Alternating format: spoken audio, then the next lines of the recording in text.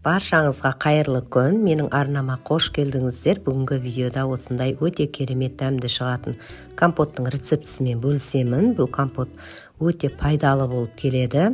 Анемияға қарсы гемоглобинді жақсы көтереді. Бізге қажетті заттар алма, қызылша, қарамүйіз және набат қажет болады. Алмамыз бен қызылшамызды біз жақсылап жуып, осылай турап алдық. Қатты ұсақтап тастамаймыз. Осындай қылып мінекей турап алдық.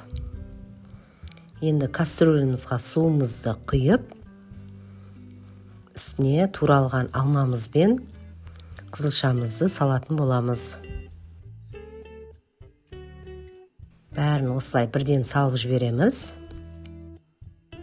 Үстіне жуылған осы мүйізімізді саламыз, кішмішті.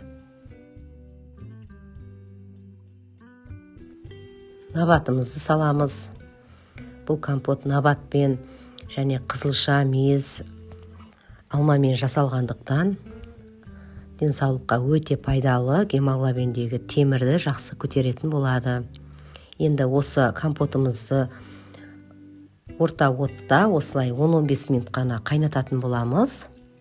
10-15 минут қайнаған компоттарымыз осылай мінекей дайын болды. Енді астын өшіріп салқындататын боламыз. Осы компотымызға қажетті заттардың бәрін мен көз мөлшерімен салдым. Біздің компоттарымыз тұрды, мінекей салқындады.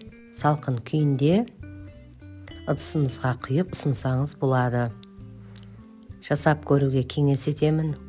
Өте керемет дәмді шығады және денсаулыққа пайдалы. Жасап көріңіздер. Астарың дәмді болсын.